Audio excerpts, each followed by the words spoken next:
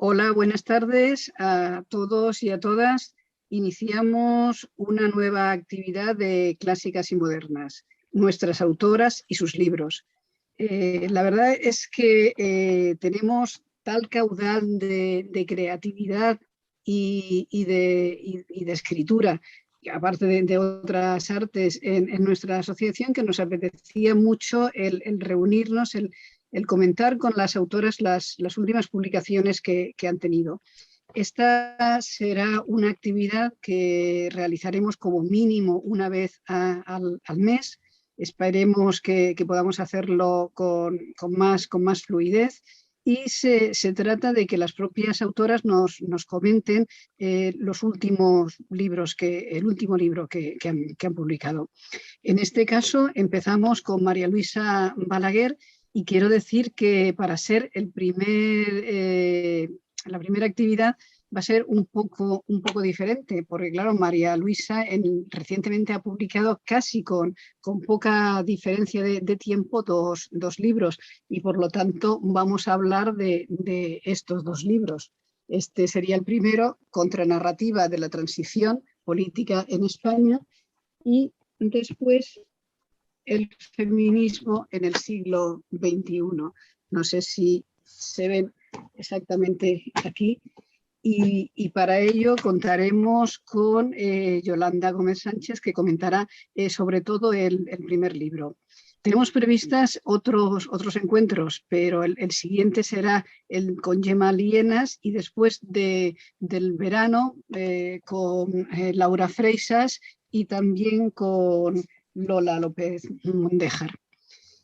Empezamos pues la primera sesión. Quiero decir que contamos pues con la presencia de la autora.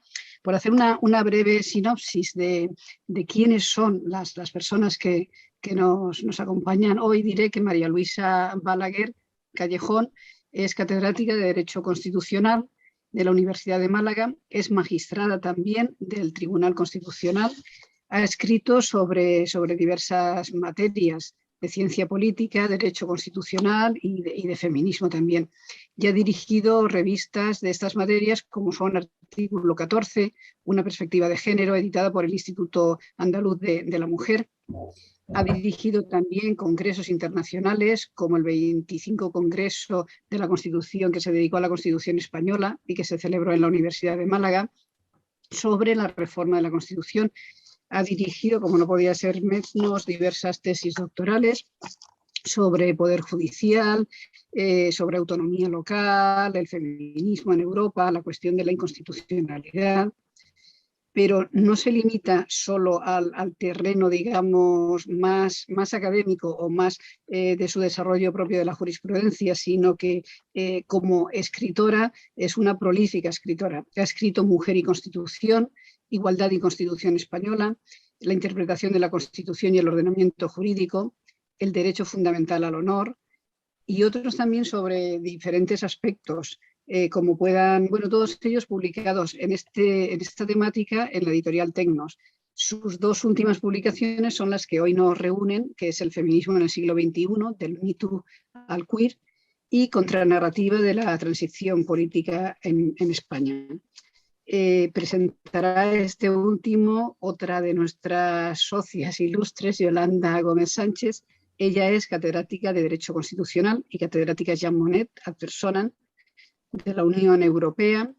Ha sido también vicedecana de la Universidad de la Facultad de Derecho, directora del Departamento de Derecho Constitucional y directora de la Escuela Internacional de Doctorado.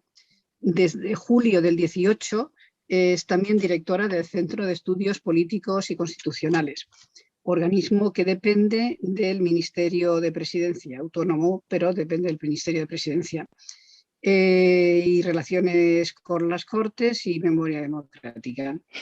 Ha sido también miembro, entre otros, del Consejo de Investigación del European Institute University, y también del grupo de expertos del Rights Agency de la Unión Europea. Ha dirigido la revista Derecho y Salud y es subdirectora de la revista Derecho Político de la UNED. Es también académica correspondiente de la Real Academia de Jurisprudencia y Legislación. Y bueno, con esta somera presentación de las personas que nos acompañan, yo creo que podemos iniciar comentando el primer texto, el de Contranarrativa de la transición política en España. Así que bienvenidas ambas, pero Yolanda, tienes tú la palabra. Pues buenas tardes, muchísimas gracias en primer lugar a Clásicas y Modernas y sobre todo a Rosa María Rodríguez Magda por la invitación y también por esta iniciativa tan estupenda de comentar libros con sus autoras, que realmente esto sí que es una actividad que me parece que hay que felicitarse por ello. Así que de verdad que muchas gracias por la invitación y muchas felicidades por la iniciativa. El libro que comentamos hoy con su autora, con María Luisa Balaguer, Contranarrativa de la transición política en España, pues ciertamente, como dice su propio título, es un libro sobre la transición política, pero yo decía en el prólogo que no es un libro más sobre la transición política, una época de la historia de España muy breve, como recordaréis, apenas 3 años, pero sin embargo de una intensidad política, jurídica, social y económica y una trascendencia enorme. Apenas 3 años en la vida de nuestro país que lo cambiaron todo, que lo cambiaron absolutamente todo, porque lo que no se hizo en esos 3 años se pusieron las bases para hacerlo después. Es verdad que también el libro pone de manifiesto algunas insuficiencias, no solamente de aquel periodo, sino consecuencia de aquel periodo, insuficiencias que todavía hemos arrastrado con el paso de más de 4 décadas desde entonces. Pero es una obra colosal, la obra de la transición. Y en este libro, si os acercáis a él, vais a ver una narrativa contranarrativa, como dice el título, muy sugerente sobre la transición. Vais a encontrar unas páginas sobre la transición muy diferentes a las que podéis encontrar en cualquier otro libro que se haya escrito sobre, como digo, sobre este periodo. Yo no sé si algo de la singularidad de este libro acerca de la transición política deriva también del hecho de que la propia autora naturalmente vivió aquellos años de transición política. A mí me ha pasado igual cuando me he acercado a estas páginas, te identificas porque reconoces aquellas situaciones, porque muchas de las cosas que se dicen en el libro o te pasaron, o las viviste, o las vivieron a alguien muy cercano a ti. Y eso hace que te acerques al libro con una perspectiva diferente a si las páginas te fueran más ajenas. Yo creo que esto es una singularidad, como digo, de este libro. Luego, naturalmente, el hecho de que la autora sea una jurista renombrada, muy reconocida en el ámbito del derecho constitucional, actualmente pues, magistrada del Tribunal Constitucional, realmente hace que, junto con una prosa muy cercana y muy accesible al relato que está haciendo, al mismo tiempo te va describiendo aquellos fenómenos que tienen un contenido jurídico, pero lo sabe hacer de tal manera que se involucran todos ellos, es decir, los hechos jurídicos, los hechos políticos, los hechos sociales, van encontrando cada uno acomodo en el relato del libro y todo ello parece que efectivamente aconteció de manera muy natural. Bueno, los que estuvimos allí ya sabemos que tan natural no fue, pero la verdad es que el relato sí que lo parece, ¿no? Así que también esa, digamos, sería una segunda característica del libro. Una tercera característica del libro es el hecho de que la autora se fija muy singularmente en determinados grupos y hace que el protagonismo que tuvieron sea realmente notable, es decir, lo saca quizá de la posición menos relevante que otros autores les han dado y en este libro los grupos sociales, pero sobre todo la propia sociedad, es decir, los ciudadanos y ciudadanas de aquel momento, cobran un protagonismo muy relevante, un gran protagonismo.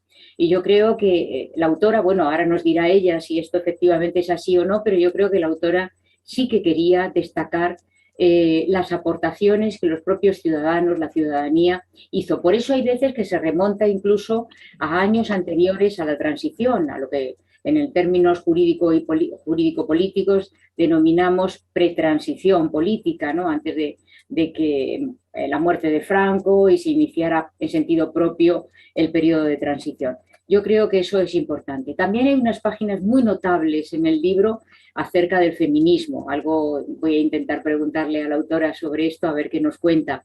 Pero ahí, naturalmente, como también ha dicho Rosa María hace un momento, la autora es muy competente, sabe mucho de feminismo, ha escrito sobre feminismo y tiene unas tesis muy solventes sobre el particular. Y aquí las incluye en este libro sobre la transición porque no cabe duda de que el movimiento feminista también tuvo un protagonismo en este periodo, como digo, corto, cronológicamente hablando, pero tan intenso y de tanta relevancia en nuestra historia política y social desde entonces hasta ahora, ¿no?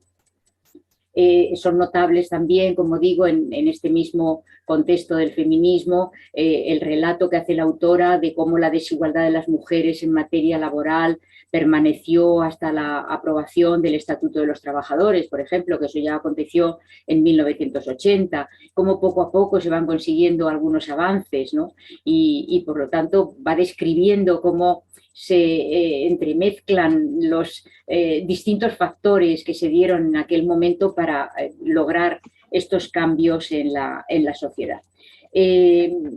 Además, hace una descripción también de las instituciones en sentido constitucional. Algunas de ellas van a nacer dentro de la propia Constitución, pero algunas tenían una vida anterior a la Constitución del 78. Por eso la autora le dedica una parte digamos, acotada, un espacio a los partidos políticos y una parte a la corona, que también era preconstitucional, por decirlo de alguna manera, ¿no? Así que ciertamente estas dos instituciones, junto con las que después van a entrar en la propia Constitución, contribuyen a hacer también un relato institucional, que es muy importante porque al final las instituciones nos han traído también hasta aquí y han sido capaces de articular la democracia que hoy tenemos. Y por último, como dije al principio, acabo esta pequeña introducción casi como comencé, pues la autora señala también insuficiencias, y señala insuficiencias del momento, de aquel momento, señala insuficiencias que se pudieron corregir y algunas otras que a ella considera que no se han corregido y las pone de manifiesto claramente a través del libro, ¿no? Queda, yo creo que con todo, una visión esperanzadora.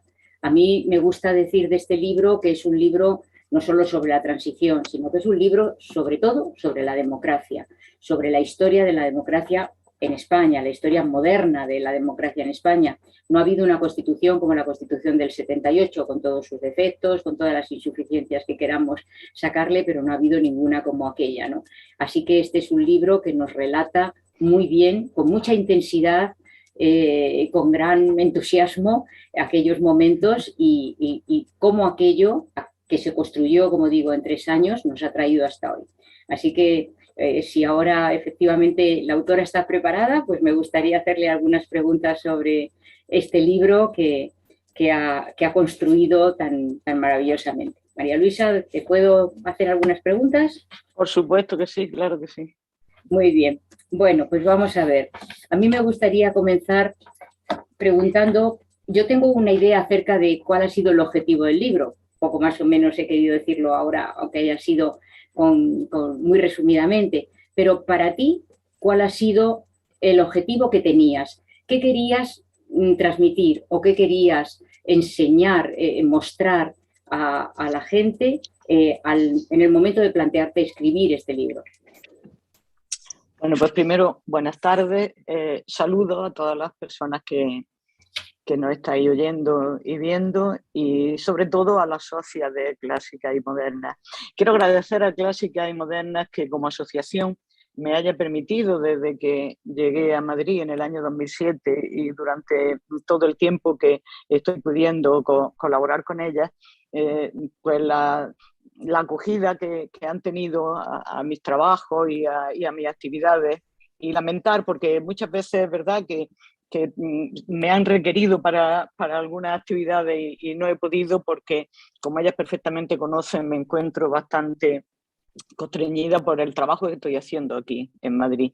Pero desde luego considero que el trabajo que hace la Asociación Clásica y Moderna en España es un trabajo de elevación de cultura muy importante para las mujeres. Probablemente sea la única asociación que tiene un amplio espectro en relación, no solamente, como ha dicho Rosa en el saludo, en referencia a la literatura, sino en todas las artes y además también el Centro de Estudios Políticos y Constitucionales, que dignamente dirige la persona que ahora me pregunta, es Yolanda Gómez, también ha colaborado con Clásica y Moderna y también ha posibilitado un número importante de actividades, fundamentalmente en lo que se refiere al ámbito literario también. Dicho esto, y también en el ámbito de los agradecimientos y del saludo, yo quisiera decir que probablemente el valor más importante, tanto de este libro como del siguiente, esté en los prólogos. O sea, escribí el libro de la contranarrativa de la transición y me ilusionaba muchísimo que fuera una persona de mi generación, muy amiga, con una relación afectiva muy, muy intensa y que la vida nos unió durante muchísimo tiempo. Ella siendo catedrática después que yo, pero cuando solo estábamos 4 o 5, no creo que ahora tampoco haya muchas más catedráticas de Derecho Constitucional en el Estado, pero alguna más hay. Yo la precedí a ella, pero rápidamente ella también obtuvo la cátedra y el reconocimiento de la academia del que hoy naturalmente goza. Y en ese sentido, escribir un libro que va a ser prologado por una persona de tu generación, como ha dicho ella, con tus propias vivencias, que compraba El País por la mañana también a la misma hora para enterarse de cuál había sido el avance de la democracia en ese día o el retroceso. Y por lo tanto, esto me une bastante a mi generación y me une a través de ella. Aunque luego después lo diré también, pero no quiero pasar sin agradecer también a Rosa María Rodríguez Magda su prólogo por el segundo libro que vamos a presentar a continuación. Ambas, las dos, han reconocido en mí virtudes que por supuesto no tengo, ensalzan además valores que yo ni siquiera me reconozco, pero son personas de una capacidad intelectual y de una potencia literaria, una en la Academia del Derecho Constitucional y otra en la filosofía, que a mí me han enseñado muchísimo más de lo que yo podía suponer que pudieran dar de sí personas que además tienen otros trabajos y otras actividades. Por lo tanto, vaya ahí mi agradecimiento y la importancia que estos prólogos tienen en el libro que estamos esta tarde, en los libros que estamos esta tarde analizando. También se me va a permitir explicar un poco por qué fue la idea de escribir la contranarrativa de la transición y por qué el título. Cuando llegué a Madrid, como digo, y de una manera muy inmediata, se celebraba el 40 aniversario de la Constitución Española, en el que Yolanda y yo coincidimos, ella como directora del Centro de Estudios Constitucionales y yo de alguna manera en representación del Tribunal Constitucional como una de las dos únicas magistradas, ahora somos 3, del Tribunal Constitucional, y tuvimos actuaciones en el Congreso, en el Senado, en jornadas que se organizaron, algunas por el propio centro, otras por el Congreso y otras por el Senado, en relación con la potencia que había tenido la transición política en España.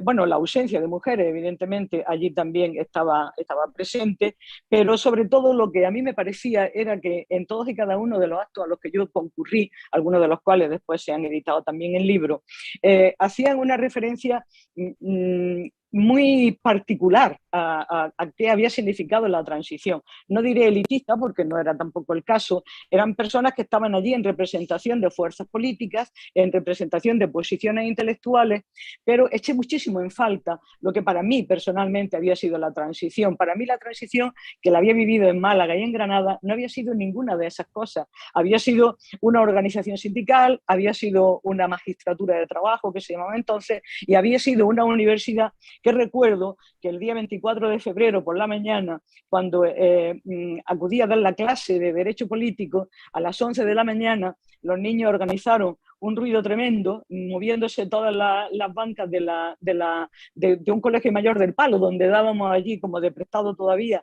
las clases de Derecho Político, y en ese revuelo sacaron todos los alumnos un radiotransistor. y yo también saqué el mío. Entonces, claro, todas esas vivencias que yo he tenido junto con la vivencia del pacto de los pactos de la Moncloa y de todas las leyes de reforma política que acompañaron, o de todas las normas de reforma política que acompañaron luego después la lucha social, no eran lo que yo estaba viendo en esa manifestación institucional y, por supuesto, muy respetable que se estaba llevando a cabo. Eso coincidió también con el libro de Javier Padilla sobre la primera semana de enero o los primeros días de enero, que se presentó en el Centro de Estudios Políticos y Constitucionales por parte del Centro de Estudios Constitucionales, con Yolanda, Soledad Gallego Díaz y Bonifacio de la Cuadra, que habían sido periodistas muy cualificados de la época de la transición, y yo también como que era malagueña, y Javier Padilla era una persona muy relacionada con la Facultad de Derecho de la Universidad de Málaga y de la Universidad de Málaga a través de sus padres. Y ahí, con una conversación con Soledad Gallego, ambas coincidíamos, bueno, y creo que también en la intervención, en mantener una visión de la narrativa de la transición que fuera un poco la contranarrativa, es decir, que fuera un poco ver por qué determinados agentes que habían llevado a cabo la transición estaban siendo muy ignorados en la época de los fastos, y por qué además algunas de las personas políticas cualificadas prácticamente venían a decir: yo hice la transición. Entonces surgió en mí una necesidad y una urgencia de eso. Luego, cuando tuve la suerte de conocer a Rosa María Rodríguez Mazda, y hablando esta conversación en una de las veces que estuvimos allí en el Centro de Estudios Constitucionales con Clásicas y Modernas, yo le hice este comentario, y entonces ella también me animó, me dijo: tú tienes que escribir ese libro. En fin, yo creo que yo tenía que, de alguna manera, por lo menos hacer intuir a las personas que ahora estaban viviendo que la transición no había sido algo de unas élites, que la transición, cuando por ejemplo se estaba creando la Constitución, se estaba redactando la Constitución, había sindicatos de clase, comisiones obreras y UGT, que en relación con los partidos políticos del Partido Comunista y el Partido Socialista estaban apoyando desde fuera, mediante una presión sindical muy fuerte, y que por lo tanto los actores de la transición no eran esos. Que también había sindicatos de estudiantes, que hubo muchísimas huelgas de enseñanza, y que hubo mucha fuerza, porque si una sociedad no hubiese sido capaz de desplegar esta fuerza, la transición no habría sido lo que ha sido. Entonces, más allá de que efectivamente en el libro yo he estudiado la corona y la evolución de un pensamiento también desde el punto de vista del artículo 1 de la Constitución, que tenía que poner en situación las instituciones del Estado, pero en lo que se refiere a los derechos fundamentales y en lo que se refiere al reconocimiento de derechos de huelga, conflictos colectivos, etcétera, fue la presión de la sociedad. Esa es lo que yo considero la contranarrativa de la transición, lo que hace que sea el pueblo el que es capaz de modificar una realidad. Las instituciones, las leyes no modifican la realidad, pueden crear las condiciones, pero no la modifican. Bueno, y después pido disculpas por esta excursión, después de todo esto, contestar a Yolanda en relación con qué es lo que yo pretendía con el libro de la contranarrativa de la transición, pues queda un poco quizá aclarado desde el punto de vista de esa consideración, de que era muy importante ver, por ejemplo, la generación del 56, fue una generación intelectual muy potente, que se desarrolló en España, no solamente al hilo de Mújica, Semprún y otros intelectuales de ese momento, sino que fue capaz de crear las condiciones en las que intelectualmente luego fuera posible esa transición. Igualmente también por parte de muchos intelectuales catalanes había un movimiento entre Cataluña, el País Vasco y Madrid, que centralizaba una buena parte de la intelectualidad, con Carmen Martín Gaite, Rafael Sánchez Felosio y otra serie de escritores. En fin, no puedo tampoco contar aquí el libro, pero no sé si te sirve esa respuesta que te doy. Sí, sí, efectivamente, muy bien. Bueno, pues de alguna manera ya lo has dicho, pero otra de las cosas que yo he señalado en la introducción, que me parece que también son relevantes en el libro, es precisamente este protagonismo de la sociedad civil, de lo que hoy llamamos la sociedad civil. Tú lo has llamado mucho más bonito el pueblo, ¿no? Verdaderamente el protagonismo del pueblo en ese sentido que hoy le damos es tan potente en aquellos 3 años. ¿Había tanta conciencia o era más bien grupos que animaron o sencillamente la sociedad lo que hizo fue animarse por lo que algunas élites o algunos grupos hacían? No sé si esta pregunta... Sí, no, la pregunta es muy pertinente y la contestación es también relativamente fácil. Es verdad que son las élites las que muchas veces, las élites de los grupos, pero y que por lo tanto es verdad que no todo el pueblo masivamente pudo participar desde un punto de vista activo, más allá de la aprobación de la reforma política, de la ley de reforma política del 76, de diciembre del 76, mediante un referéndum, más allá de la promulgación de la Constitución y por lo tanto del referéndum constitucional también masivo, pero eso podría ser, como tú bien dices, una oposición de conformidad con, ¿no? Por entendernos. Pero sí que fue un movimiento masivo del pueblo. Sí que fue porque las manifestaciones que entonces tuvieron lugar en aquel tiempo, teniendo en cuenta que esas manifestaciones, porque todavía no existía naturalmente una ley de reunión y un reconocimiento del derecho de reunión, eran manifestaciones toleradas. Pero recuerda, porque lo ha vivido como yo, cuando algunas veces las manifestaciones no estaban permitidas, yo recuerdo que uno de los imaginarios colectivos que yo tengo de ese tiempo eran los portales de los bloques de los edificios en los que entrábamos corriendo cuando venía la policía, lo que entonces eran los grises, ¿no? Y luego también el hecho de las zapatillas de tenis. Recuerdo las zapatillas Kesh, entonces las zapatillas de tenis, que eran las que se utilizaban siempre para ir a las manifestaciones. Ahora probablemente a las manifestaciones vaya mucha gente con tacones, entonces desde luego no. ¿Por qué? Pues porque efectivamente había una situación de mucha ambigüedad legal, porque en una situación de cambio social y de cambio de régimen, nada menos que de régimen, pues la libertad de prensa estaba de alguna manera supeditada a la entonces ley de prensa e imprenta de Fraga, que ya liberalizó en un cierto sentido la censura previa, como recordaréis, pero que era un azote que de vez en cuando pues, servía para establecer unas multas pecuniarias tan fuertes que podía pues, hundir un medio de comunicación, etc. Así es que cuando ahora hacemos referencia a eso, en la literatura novelada, y en la historia, pero más sobre todo en la novelada, se deja mucho sentir cómo era la situación en aquellos momentos. Pero además de eso, había que ir a los pueblos pequeños, en donde allí sí que de verdad la República se había vivido y había muchas personas que tenían la memoria de la República con un tesón y una ideología de mucha fuerza. Los pueblos de Málaga, por ejemplo, de la comarca de Ronda y de la comarca de Antequera, cuando luego después las asesorías jurídicas nuestras funcionaron como abogadas laboralistas, que fue en lo que nos reconvertimos muchas de las personas que hayamos terminado, más allá de la enseñanza. Y cuando esas personas venía ese temor lo estaban liberando y la etapa que va desde el año 77 hasta el año 82, por poner un tramo en el que se puede ir perdiendo el miedo, fue una etapa muy difícil para estas personas, aunque fuera muy, muy atractiva, porque estaban pudiendo ver que sus hijos no iban a tener la vida que ellos habían tenido. Algunos de ellos, además, recordaréis que fueron topos, hasta que en el año 69 se amnistió, pero que después no salían también porque les daba miedo, porque el poder en los pueblos, en las localidades pequeñas, se distribuía de una manera en la dictadura muy diferente de lo que podía ser una ciudad grande. En definitiva, yo desde luego, puesto que he tenido siempre una profesión que me ha acercado mucho a los alumnos que han sido masivos y a las organizaciones sindicales que han sido también muy amplias, he tenido la idea de que eso lo estábamos construyendo nosotros, materialmente lo estábamos construyendo nosotros, más allá de efectivamente pues, qué estaba ocurriendo en el Parlamento, etc. Entonces había una unión, además también en el Parlamento y en el pueblo, que ese lazo está roto desde hace algún tiempo en la política, como tú perfectamente sabes, igual que yo, y que por lo tanto la relación que entonces había entre la ciudadanía y cierto poder político, ese lazo se ha roto, no existe ahora, y ahora lo único que existe pues, en este tipo de sociedad que estamos viviendo es una descarnada lucha política por el poder que tiene muy poco que ver con lo que entonces era la ideología.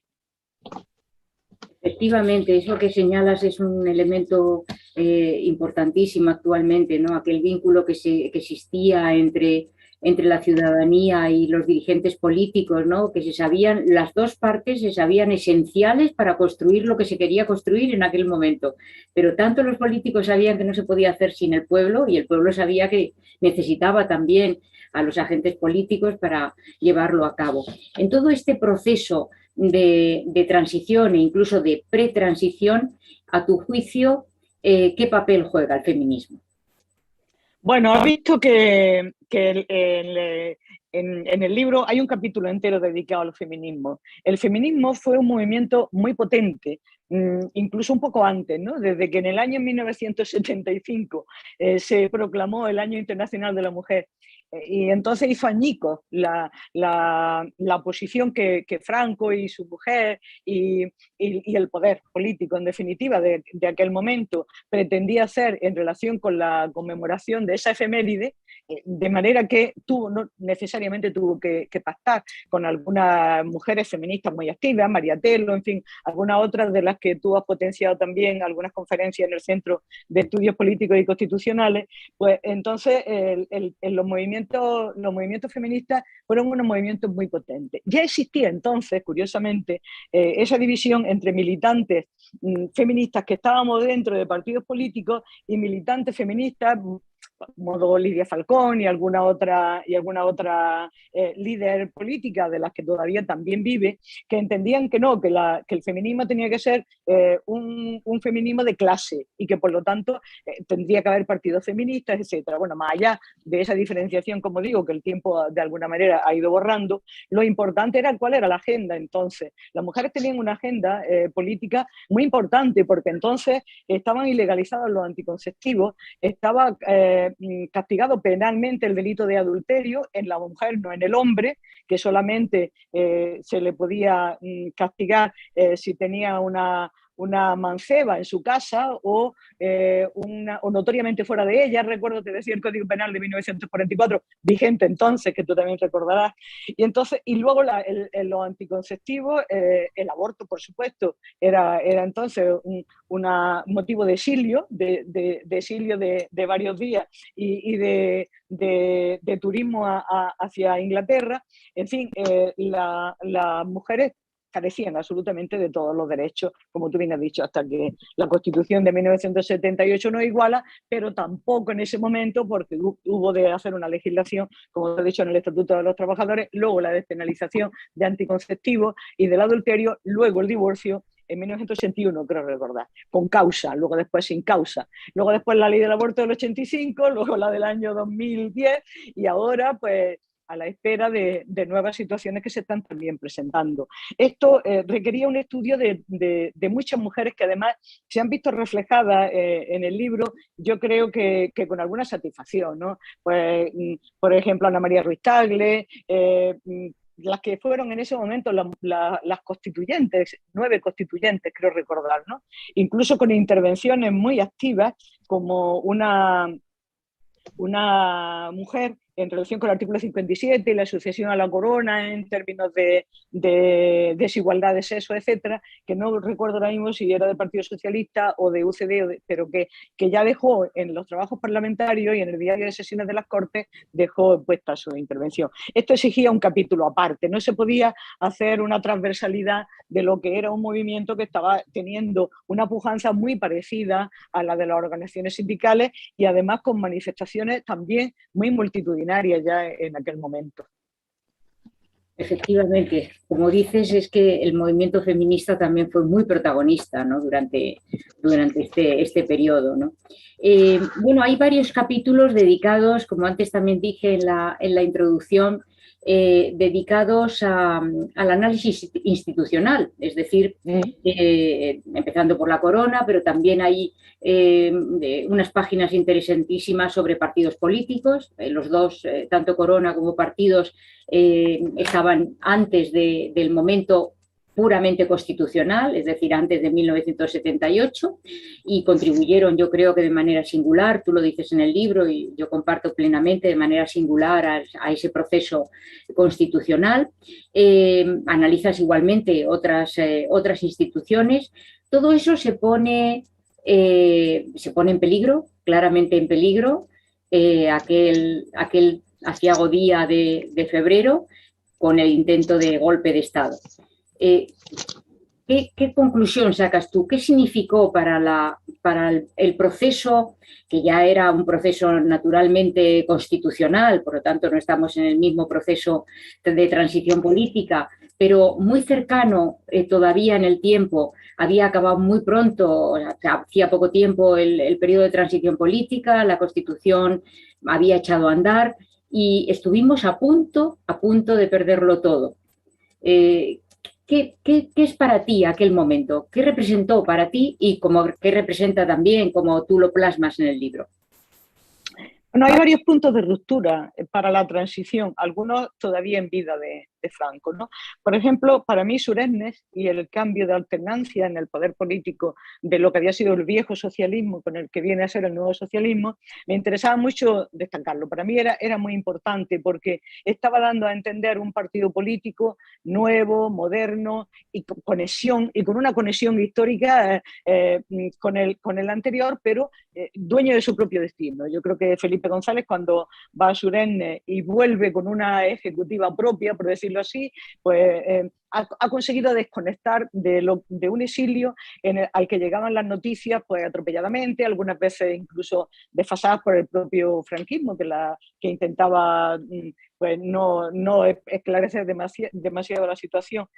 Y luego ha habido otro punto de ruptura que yo creo que fue muy importante, pero en este caso es siendo contrario, en relación con los partidos comunistas y sobre todo con el Partido Comunista de España. El problema que pasa con el Partido Comunista de España es que cuando llega el momento, que fue muy anterior, fue en el año 56-57, cuando llega el momento en el que se programa una huelga nacional aquí en España, a eso le dedico mucho tiempo porque me parece que creó muchas condiciones de desarrollo posterior.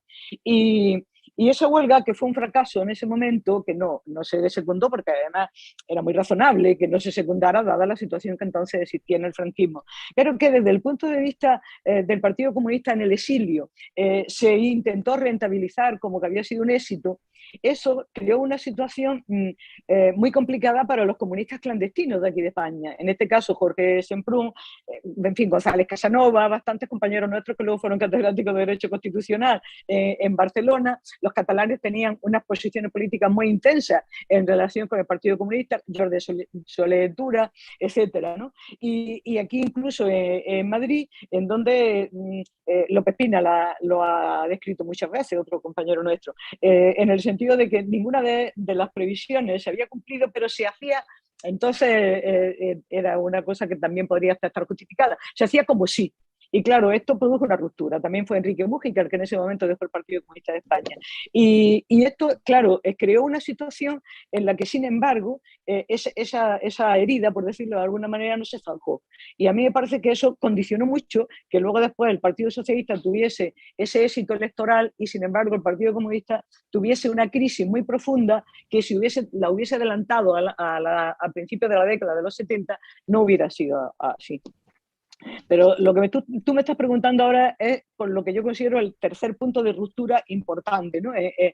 Bueno, hay otros puntos también, algunos de ellos, por ejemplo, el desarrollo de la democracia cristiana, es un asunto muy importante y que ha pasado muy desapercibido. Los demócratas cristianos eran un grupo intelectualmente, el grupo tácito, lo que se llamó el grupo tácito, era un grupo intelectualmente muy diferenciado en España, con un nivel cultural altísimo. Participó mucho en la UCD en ese momento y también luego tuvo una especie de recidiva, por decirlo de alguna forma, unos años después. Pero, sin embargo, no ha tenido, yo creo, en el ámbito de las instituciones y en el ámbito de más allá de nombres propios que están ahí, pues no sé, está Fuentes Quintana, y hay una serie de personas que en el Pacto de Amonclao tuvieron un protagonismo, etcétera, Alberto Liar, hay exministros que luego han podido contar en libros y en su biografía algunas de estas cosas. Pero, naturalmente, el peligro, como bien dice, estaba en el golpe de Estado y en la situación que genera eso. Bueno, más allá de poder entrar en algunas en los libros de Pilar Urbano, en libros que han tratado esto con bastante documentación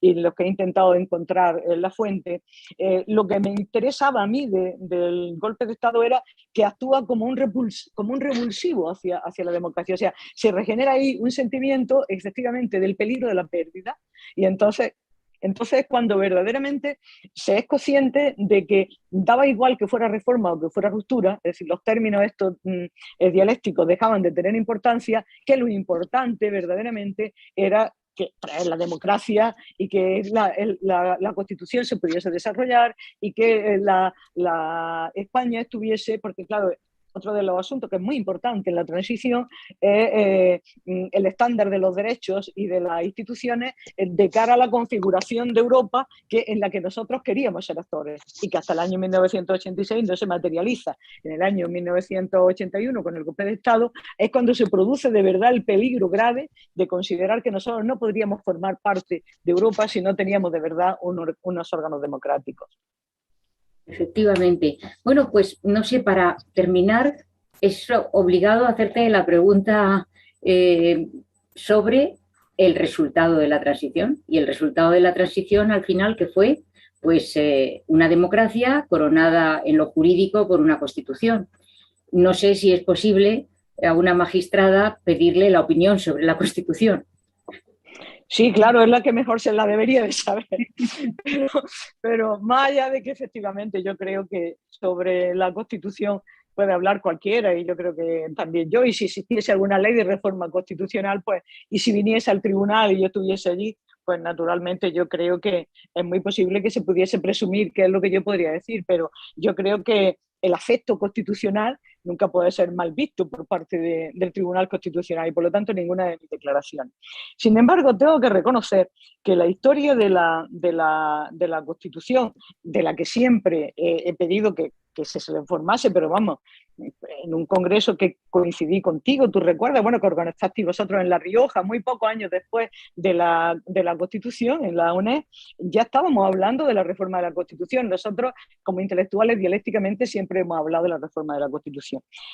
La reforma de la Constitución es imprescindible en algunos derechos en relación, como hemos dicho reiteradísimamente, del derecho a la vivienda y la necesidad de que hoy exista un derecho de vivienda que no esté vinculado a los principios rectores, sino a los derechos fundamentales. Igual también en el derecho a la salud. Todo el mundo entiende que el derecho a la salud no puede estar ahora, y más después de la pandemia, supeditado a un principio rector.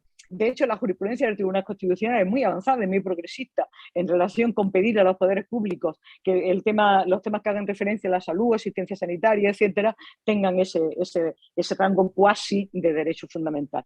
Pero el problema que veo hoy grave para el constitucionalismo no está en el ámbito estatal. Está, como tú perfectamente conoces, porque estamos preparando un libro, tanto Rosa como tú, como alguna persona más y yo sobre ello, está en la transnacionalidad y transestatalidad del derecho. Está en el peligro del derecho en el ámbito de los estados, en la sobredeterminación de lo económico, de lo político por lo económico, y la supeditación, por lo tanto, de las instituciones políticas, incluida la soberanía del Estado, que está comprometida ya en plataformas supranacionales y en agentes que están hurtando al derecho su verdadera coercibilidad.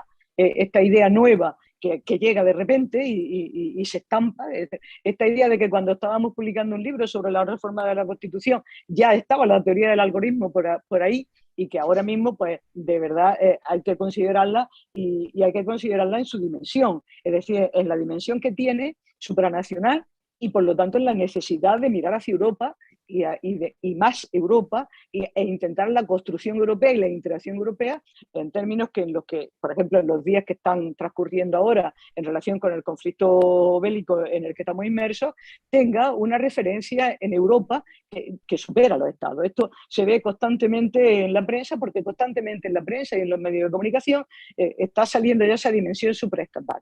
Constantemente también estamos viendo cómo el derecho de información está totalmente mediatizado por ese ámbito, y estamos viendo también cómo nuestra vida cotidiana está gobernada y modificada por un cambio del trabajador, de lo que era el trabajador o lo que era el ciudadano, al consumidor. Estamos en el mundo del consumo, en la época de la globalización, y no sé hasta qué punto vale seguir manteniendo las costuras del Estado ante esta sobredeterminación en última instancia de lo económico en lo político.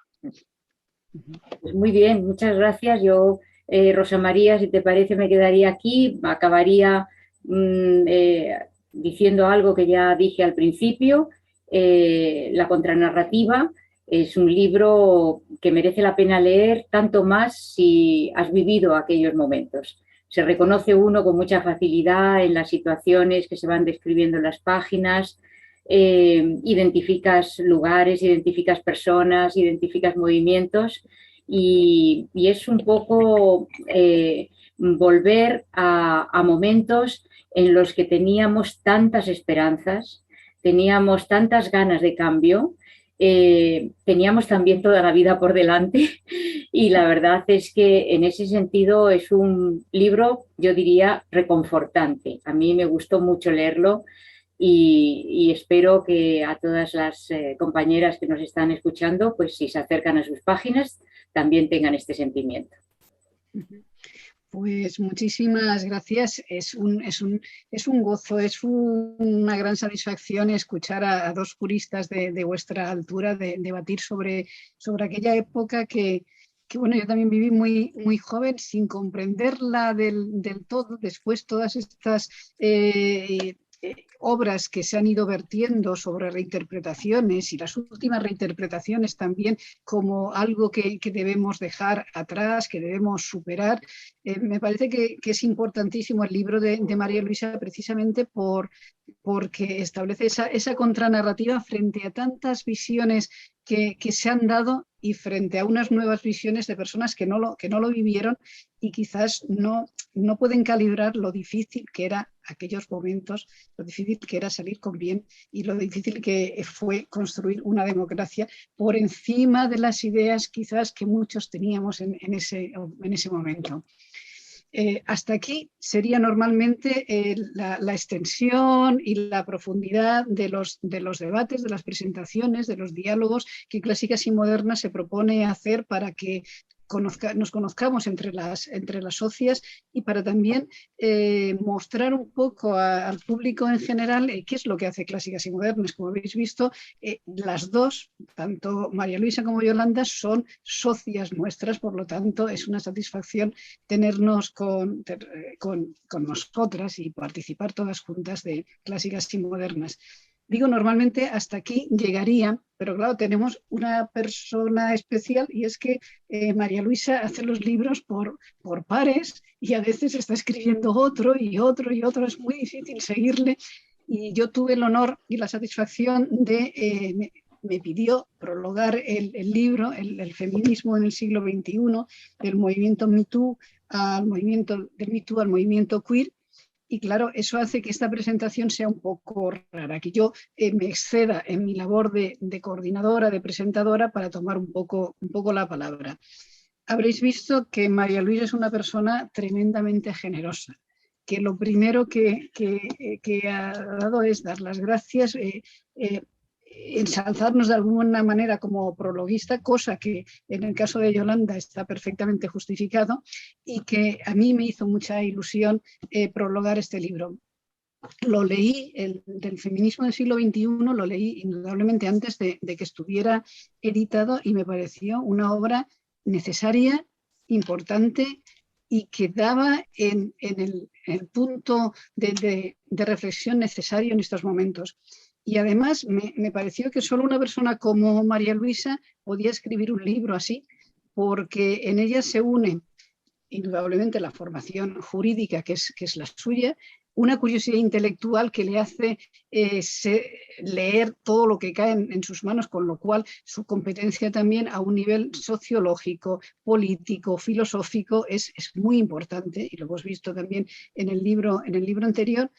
Y además otro talante que esto ya es personal, un talante de intentar comprender, intentar consensuar y llegar a síntesis incluso en temas que a veces pues son ariscos o tienen frentes duros. Y por eso me parece que era la persona ideal para reflexionar sobre el feminismo en el siglo XXI.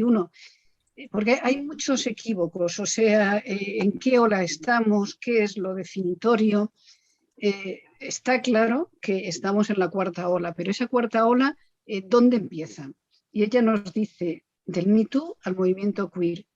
Bien, ella está de alguna forma planteando cuáles son las raíces, digamos, teóricas de las que emana el feminismo actual, pero tiene una perspicacia especial cuando ella sitúa un cambio de ciclo en aquello que ocurrió desde el movimiento Me Too hasta las grandes manifestaciones y huelgas del 2018, 2019, en ese momento hay un cambio de ciclo que es importante y que yo creo que ella lo supo y lo sabe ver en el libro, y que muchas veces ha pasado desapercibido, como si nosotros percibiéramos, por ejemplo, en tendencias como puedan ser tendencias posmodernas o de transfeminismo o de teoría queer, percibiéramos lo más actual. Y eso no es lo más actual. Estamos hablando de teorías que tienen más de 30 años. O sea, es algo que se ha generalizado académicamente, ha salido de la academia y ha ido a los medios de comunicación. Pero si hay algo que marcó realmente un momento diferente, y María Luisa lo ve muy bien, son esas grandes manifestaciones, porque ahí hay una objetualización totalmente diferente. ¿Por qué salía la gente? ¿Por qué el movimiento, el violador eres tú, etcétera? ¿Cuál era el tema? El tema era el cuerpo, pero no el cuerpo como algo fragmentado, no el cuerpo como algo donde diversos conceptos pueden, digamos, analizarlo. Pues aquí está su identidad, aquí está el género, aquí está el sexo, aquí están los vientres de alquiler. No, era un cuerpo mucho más real, el cuerpo de mujeres jóvenes, de mujeres más mayores, que reivindicaban el derecho a no ser acosadas, el derecho a poder volver a su casa solas. Esto es, era las reivindicaciones de una agenda feminista, digamos así, clásica, pero muy real, frente quizás a alguna elaboración que resulte excesivamente abstracta cuando los cuerpos de las mujeres siguen siendo violados o siguen siendo maltratados y siguen siendo encontrados en los caminos. Entonces, frente a todo ello, es un esfuerzo, por un lado, y ahora te lo preguntaré, María Luisa, porque tú lo vas a comentar mucho mejor, pero es un esfuerzo, el libro, de analizar cuáles son las corrientes teóricas, el feminismo marxista, el feminismo de la diferencia, el feminismo de la igualdad, el feminismo liberal, y lo bueno que tiene es que consigue traer de cada uno de ellos elementos positivos para enfrentarnos teóricamente a los retos del feminismo actual. Por otro lado, hay un análisis tremendamente minucioso desde el punto de vista jurídico de conceptos como sexo y género o identidad, para establecer jurídicamente cuál es la seguridad, cuál es la seguridad jurídica necesaria para organizar una legislación adecuada a la defensa de las mujeres. En este caso me parece que es importantísimo, porque estamos viendo, estamos leyendo, digamos, a una experta. Y simplemente, bueno, me gustaría hablar contigo, no puedo decir nada más del libro, sino que es imprescindible porque te está resumiendo, por un lado, la visión de la actualidad, está juntando una serie de temáticas y de autoras y de referencias bibliográficas que quizás a veces se citan, pero por otro lado muchas no se conocen o muchas no se han leído. Y entonces María Luisa, que se lo ha leído todo, vuelvo a decir, te la sintetiza de una manera muy, muy gráfica. Y por otro lado, su aportación al feminismo jurídico me parece fundamental, esa síntesis que ella realiza. Y por eso, o sin extenderme más, yo voy a hacer un poco, después de decirte, María Luisa, todo lo valioso que hay en este libro, voy a hacer un poquito de Pepito Grillo y decirte, bueno, ¿por qué has empezado por el Me Too? ¿Crees que de alguna forma el Me Too no es algo muy del primer mundo, no es algo muy norteamericano, no es algo o un fenómeno excesivamente mediático? ¿Sigues pensando, y esta es una pregunta que ya se alarga, sigues pensando que es un momento crucial que marca un comienzo? Y bueno, espero que me perdones que después de tanta alabanza empiece así como un poco retorciendo el concepto. Bueno, pues buenas tardes, Rosa María. Muchísimas gracias por las palabras que dices, que seguramente serán ciertas, pero una buena parte la he aprendido de ti, con lo cual No, sí, es así, ahora lo explicaré y estoy completamente segura de que lo compartirá incluso conmigo. La historia de escribir un libro sobre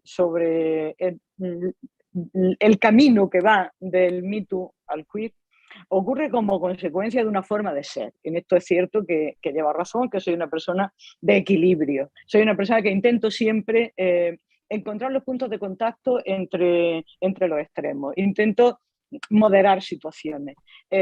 Cuando se inicia el auge y la conciencia del movimiento queer aquí en España, después de tantos años que llevaba y de tanta ignorancia por mi parte, acerca de cómo estaba ese movimiento repercutiendo en el movimiento feminista y cómo estaba fragmentándose una relación dinámica y correcta que había sido establecida y de solidaridad y de afecto entre las personas homosexuales y, por decir un nombre genérico, sin hacer referencia al queer, y el movimiento feminista, o sea, esa síntesis que hubo en la época de la transición también, en la que cualquier orientación sexual era acogida desde el feminismo y había una relación fraternal, por así decirlo, entre la lógica del movimiento feminista y su reconocimiento como tal grupo y la lógica del movimiento homosexual y su reconocimiento como grupo. O sea, esa política del reconocimiento que se estaba postulando desde el punto de vista material por parte del movimiento feminista que agrupaba eso, se fragmentó de una manera como ha ocurrido también la globalización, muy inusitada, muy inesperada, como suelen ocurrir también los movimientos fuertes. Entonces, del Me Too, que era una explosión que significó para mí, como bien dice, yo creo que un cambio de paradigma, por utilizar tu terminología, un cambio de análisis científico de la realidad de lo que estaba ocurriendo en el feminismo en el año 2017, cuando surge este movimiento, y luego en el año 2018, donde yo ya sí que estaba aquí, a mí me nombran para el Tribunal Constitucional justamente en el 8 de marzo, una efeméride interesante para un trabajo mío de futuro. Cuando yo, entonces no pude ir a esa manifestación del 8 de marzo de 2017 ni en Málaga ni en Madrid. Bueno, cuando yo voy en el año 2018, veo cómo se está gestando el 8 de marzo de Madrid, en ese año veo que efectivamente se está planteando una huelga nacional de las mujeres, del feminismo, pero no era una huelga nacional, era una huelga mundial. Era una huelga mundial, era la explosión del Me Too. Bueno, yo he estudiado en el libro, me ha interesado mucho el hashtag del Me Too porque me parecía que enlazaba mucho aquí en España con los sucesos de los Sanfermines, que fueron muy luctuosos y de los que luego después también hubo una cierta rentabilidad desde el punto de vista de que el feminismo fue capaz de reconvertir eso en unas aspiraciones jurídicas que ahora pues están en trámite de legislación, etcétera. Y luego además la idea de que se estaba uniendo mucho un mundo que, salvo excepciones de Francia, como recordarán las intelectuales francesas, no compartieron, Catherine Deneuve y esta gente, bueno, las francesas tienen una tradición feminista de la que desgraciadamente carecemos la mayoría de la población mundial, pero en esto han sido siempre muy reivindicativas de su propia libertad. Claro, esto también exige un grado de madurez del feminismo que naturalmente ni en Estados Unidos ni en Europa en general había. En todo caso, ellas marginaron también una manera de expresar su falta de coincidencia con el Me Too, pero luego rectificaron, etc. Quiero decirte con esto que el movimiento ha sido global, mundial. ¿Esto por qué puede ocurrir? Pues puede ocurrir justamente porque a partir de que es posible la globalización y las plataformas de Twitter, Facebook, etcétera, que son las que facilitan la comunicación, pues era posible que nosotros conociéramos que en Polonia desde el año 2016 estaba habiendo una serie de manifestaciones porque estaban restringiendo el aborto y había 100.000 mujeres en la calle en Polonia en el año 2018 también, porque había naturalmente en Estados Unidos un movimiento muy fuerte. Y luego hubo una cosa en el tema del hashtag que es muy curiosa. Yo ya no recuerdo si lo puse en el libro, pero sí me acuerdo siempre de esta circunstancia. Y era una señora que se llama Tarena Burke, que había sido, bueno, que es negra y del barrio de Bronx y había sido violada. Y entonces ella cuando, que todavía vive y que además en el año 2017 la nombraron Mujer del Mundo o algo así, no sé. Ella puso un hashtag en Twitter que dijo, Me Too, si estás de acuerdo con esa palabra, repítela. Y se acostó. Y a la mañana siguiente aparecieron cientos de miles de Me Too. Y entonces eso a ella le reforzó una idea clarísima de que eso había que llevarlo hacia adelante. Entonces, a partir de ahí se genera el movimiento en Estados Unidos, más allá de lo cierto que fuera la cuestión del Weinstein y de todas estas situaciones concretas que ocurrieron, que luego después se juzgaron. Pero hubo una afirmación importantísima en lo que tú has dicho, que es el cuerpo de las mujeres. Efectivamente, a partir de ahí, el cuerpo de la mujer adquiere una dimensión mundial como cuerpo, como tú dices, como cuerpo adherido, como cuerpo dolido, como el cuerpo sobre el que se ejercita el poder del patriarcado. Esto era así. Y en España lo que ocurrió fue una huelga de periodistas, de mujeres periodistas, que recordaremos, y además de eso había algo que era también masivo, como le decía a Yolanda en el libro anterior, era el reconocimiento social de que algo iba a cambiar. Es un punto de ruptura importantísimo para mí el tema del Me Too, porque lo que ocurre entonces en ese momento es que abuelas sacan pañuelos a la calle, nietas sacan a su abuela a la manifestación, a esa manifestación que yo no pude ir porque no he ido tampoco a ninguna manifestación después por una cierta restricción mía personal respecto del tribunal y no manifestarme públicamente con un grupo, pero que sin embargo estuve con espíritu y estuve con el corazón allí.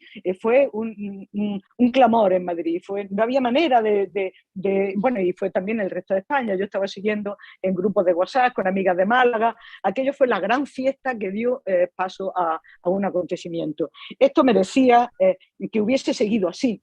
Pero claro, esto ocurre en el año 2018 y justo cuando están las mieles de ese movimiento que se intenta aglutinar y que se intenta mantener, se fragmenta, pero se fragmenta también desde el mismo movimiento feminista, porque hay ya una posición muy polarizada hacia uno de los lados y otra posición muy polarizada hacia otro de los lados.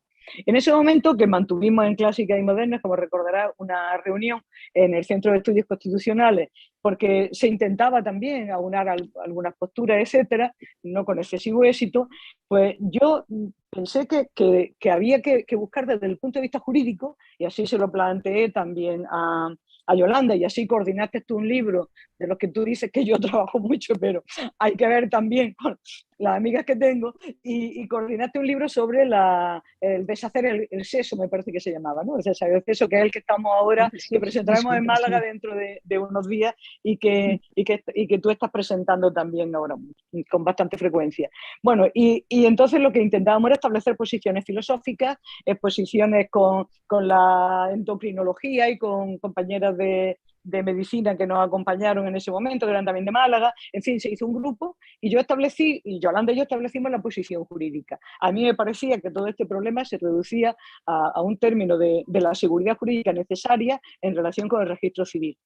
Que si hubiésemos ido por ahí, hubiese habido una mayor elasticidad, una mayor plasticidad en las posturas, probablemente sí, pero que este asunto, del que se ha escrito poquísimo además, y además perseguidas las personas que lo han escrito de un polo y de otro, si este asunto no se hubiese traducido al Twitter, no se hubiese solventado en el Twitter con esa especie de mensaje de odio, etcétera, probablemente hubiese habido una posibilidad de síntesis y el movimiento feminista no tendría que haberse fragmentado, y además tendríamos un punto de coincidencia con un grupo, que es un grupo que yo creo que tiene todo su derecho al reconocimiento, que es el grupo de las personas queer, y que deben de luchar por sus derechos, y que el movimiento feminista pues debería de haberle apoyado en la lucha de sus derechos. Paralelamente también, quizás el movimiento queer se extremó a una posición que hizo bastante difícil quizás esa política de reconocimiento. Bueno, más allá de unas cosas y de otras, y contestándote a ti que por qué el libro, pues obedece a esa idea del cuerpo. Yo había leído a Foucault en mi juventud, ya muchísimos años antes de ahora, Y había tenido una idea muy importante de Foucault, que la habíamos comentado tú y yo, que era la idea de la microfísica del poder que penetra en los cuerpos, etc. Pero cuando ya leí tu monografía de Foucault, que era tu tesis doctoral, entonces me di cuenta, me cayó bastante la realidad de que aquí de lo que estábamos hablando era de que el cuerpo de que las mujeres, todas las luchas, las tienen en su cuerpo. Las luchas de las mujeres se desenvuelven en su cuerpo, todas las luchas de las mujeres. Tú has señalado algunas, prostitución, vientres de alquiler, pero es que hay muchísimas otras luchas que las mujeres sufren en su cuerpo y que el patriarcado las apropia constantemente en relación con la imagen, en relación con la publicidad de la que yo había hecho la tesis doctoral, y tenía ya siempre ese recuerdo de que había una instrumentalización del cuerpo de la mujer, y por lo tanto, y sin extenderme más, por si quieres preguntarme alguna otra cosa, por lo tanto a mí me parecía que el cuerpo de las mujeres, en el que además estaba ahora justo el hashtag #MeToo, era lo que merecía la pena estudiar alrededor de los conceptos del feminismo y de la historia y de todo lo que conforma el libro. Sí, claro, has tocado tantos temas que no sé por dónde encaminar la siguiente pregunta. Realmente es el cuerpo, y tú lo sitúas muy bien, pero el cuerpo de la mujer, porque tú has citado, por ejemplo, a Michel Foucault, toda esa época de hablar del cuerpo, el cuerpo, de alguna manera tuvo a mi modo de ver un defecto, y es que se hablaba de un cuerpo genérico como si no estuviera marcado por la diferencia sexual.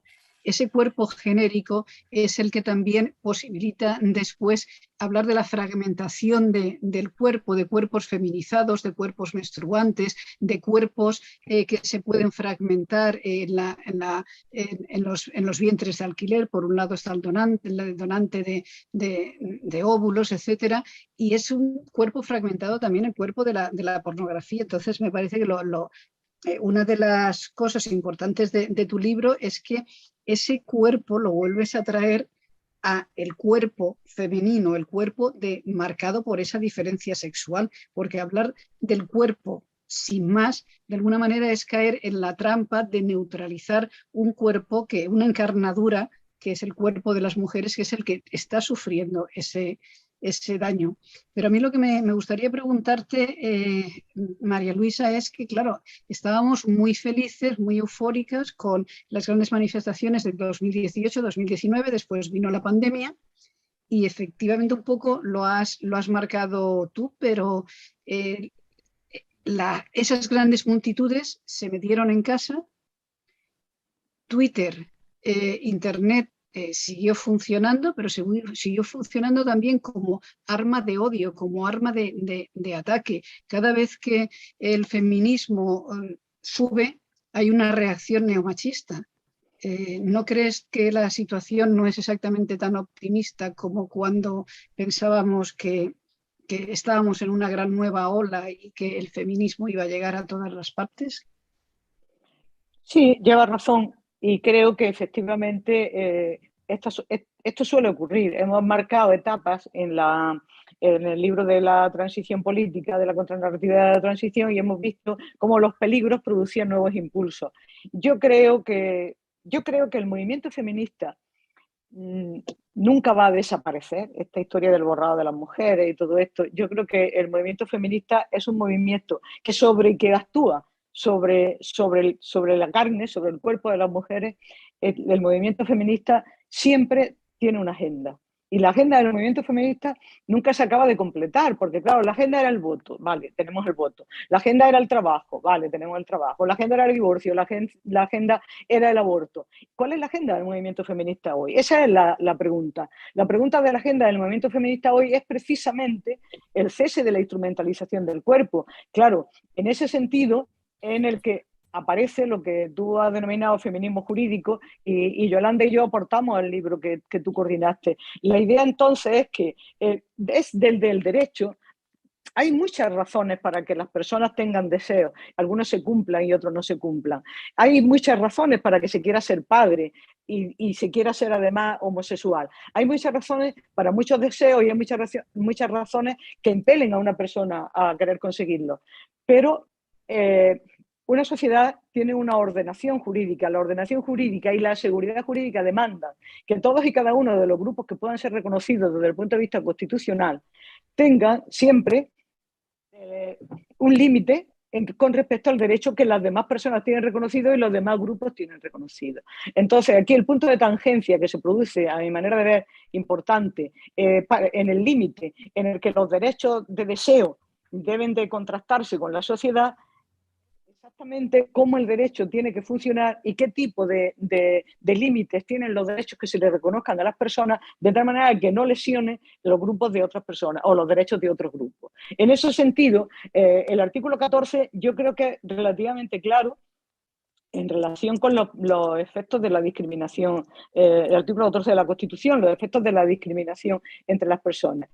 Se prohíbe la discriminación por sexo, edad, no sé, varios tipos de razones y cualquier otra condición personal y social. La palabra sexo establece una variante biológica. Nosotros podremos hacer todo lo que queramos, podremos modificar el registro, la ley de registro civil, podremos modificar la legislación y acomodarla, podremos permitir que una persona cambie sus órganos sexuales, podremos permitir todo lo que queramos permitir, pero siempre tendremos que tener el texto constitucional en donde la palabra sexo solo puede tener un significado biológico, porque solo puede haber dos sexos. Eso no significa que, por ejemplo, en Alemania pues, hayan considerado que, aunque solo puedan existir dos sexos, constitucionalmente hablando, o normativamente hablando, o biológicamente hablando, como nos decían nuestras compañeras las médicas, eso no significa que en un momento concreto y determinado una legislación pueda acoger la posibilidad de que alguien se inscriba con un tercer sexo. Esto sí, porque el tercer sexo, que sería, bueno, pues exactamente un tertium, es decir, una posibilidad que en Alemania se da a los que no quieren ser ni hombres ni mujeres, no deja de ser una concesión que no perjudica ni a los hombres ni a las mujeres.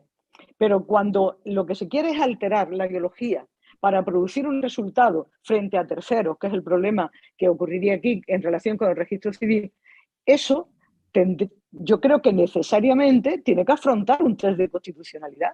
Y ese test de constitucionalidad es muy complicado de efectuar. Yo tampoco quiero tratar de establecer aquí una posición dogmática porque no es el caso. Pero la reflexión que se hace en el libro del Me Too al Queer, en la parte jurídica, es exactamente esta. Lo que yo propongo es que, más allá del deseo, más allá de la configuración de los derechos de los grupos, más allá del reconocimiento de los derechos hasta donde tengan que llegar, como en su día ha ocurrido con personas discapacitadas, con las personas de edad o con cualquier otro grupo que se postule. Yo creo que todos los grupos reivindicativos tienen derecho a ser reconocidos en sus derechos, pero con el límite de que no puedan, de alguna manera, condicionar los derechos que también legítimamente están reclamando otros grupos. No sé si te consigo explicar. Sí, sí, no, sí, me explicas mucho más de lo que yo te iba a preguntar en el momento siguiente, porque tenía previstas dos preguntas. Entonces, tú has diferenciado jurídicamente, porque tanto muchas veces legislativamente, pero sobre todo en los medios de comunicación, incluso en los textos, vemos una confusión entre sexo, género y una utilización de la noción de identidad que muchas veces es ambigua. Jurídicamente, ¿cómo establecerías precisamente esa diferenciación o esa conceptualización para que tuviéramos esa seguridad jurídica y no esa confusión que parece que se está utilizando entre esos tres conceptos: sexo, género, identidad de género, identidad sexual, etcétera? Es que la palabra sexo, la palabra género, Rosa María, y tú lo dices bien porque la que mejor ha explicado, yo entiendo, aquí en España, esto ha sido tú con tu libro y la distinción entre sexo y género, en donde tratas totalmente la evolución del concepto de género para llegar al momento actual. Primero, género fue una conceptuación perversa. Sí, creo que la palabra es exacta, o sea, la perversión del feminismo en cuanto se refería a nombrarse como movimiento feminista o perspectiva feminista, adoptó la perspectiva de género porque fue un término latinoamericano que tú has recordado algunas veces, que lo que pretendía era, de alguna manera, suavizar un poco el término de feminismo, que era en la década de los 70 todavía, pues un movimiento no muy aceptado socialmente, ¿no? Y con una prensa que no es la que tiene hoy. Pero entonces el género nunca puede hacer referencia a la biología. Esto es una delimitación obvia. Es decir, la biología está en el sexo masculino y en el sexo femenino. El género puede adoptar cuantas formas quiera. Esto en la práctica, ¿qué quiere decir? Pues quiere decir que un señor puede ir con barba, falda y piernas sin depilar. Eso no pasa absolutamente. Y un bolso color rosa. No tiene absolutamente ninguna importancia desde el punto de vista del derecho. Desde el punto de vista del derecho, que es lo que yo creo que interesa delimitar. Porque si finalmente hay que legislar sobre esto, el legislador tiene que tener en cuenta la diferencia entre el sexo y el género. Y tiene que legislar para la igualdad de sexos, tiene que legislar igualdad de derechos, pero en lo que atañe al género no tendría ni que legislar. El género es exactamente un comportamiento social que no estaría dentro de los términos jurídicos. No sé si te lo consigo explicar. Perfecto. Y para concluir un poco, porque estaríamos hablando del tema, has nombrado ya el feminismo jurídico. ¿Podrías definirlo? Yo creo que es la aportación, vamos, por así decir, más importante, no solo del libro, sino también de tu trabajo, porque muchas veces no situamos bien la relación entre lo que es jurídico y lo que es un posicionamiento feminista.